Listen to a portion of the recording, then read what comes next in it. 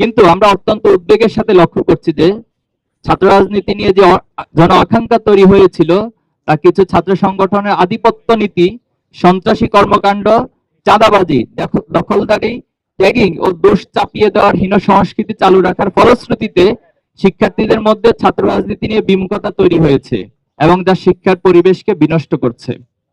নিষিদ্ধ ছাত্রলীগ বাংলাদেশ থেকে বিতাড়িত হলেও দুর্ভাগ্যজনকভাবে আমাদের বন্ধুপ্রতিম ছাত্র সংগঠন, ছাত্রদল তাদের পথ অনুসরণ করতে দেখা যাচ্ছে। ক্যাম্পাসে সকল ছাত্র রাজনৈতিক ও সামাজিক সংগঠন সমূহের মধ্যে পারস্পরিক শ্রদ্ধাবোধ, সহযোগিতা ও সহাবস্থান নিশ্চিত করে শিক্ষার সুষ্ঠু পরিবেশ বজায় রাখা সকলের দায়িত্ব। কিন্তু আমরা লক্ষ্য করছি বিভিন্ন ক্যাম্পাসে ছাত্রদল, ছাত্র শিবির সহ অন্যান্য ছাত্র সংগঠনকে অন্যায়ভাবে দমনের চেষ্টা করছে। শুধু তাই নয়, নিজেরা সন্ত্রাসী কায়দা শিক্ষার্থীদের হামলা করে তার দায় উদ্দেশ্য প্রণোদিতভাবে ছাত্র শিবিরের উপর চাপিয়ে দিচ্ছে, যার প্রবক্তা ছিল নিষিদ্ধ ছাত্র সংগঠন ছাত্রলীগ।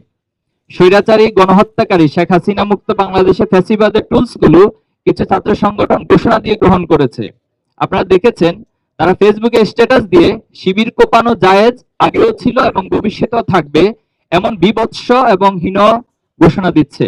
আমরা নোয়াখালীতে এমন একজনের বিরুদ্ধে মামলা করেছি। আমরা আশা করব সরকার তাদের বিরুদ্ধে যথাযথ ব্যবস্থা গ্রহণ করবে।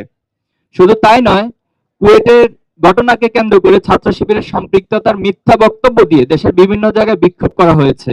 খুলনার শিববাড়িতে তাদের মিছিল থেকে একটা একটা শিবির দর দৈরা দৈরা জবাই কর স্লোগান দেওয়া হয়।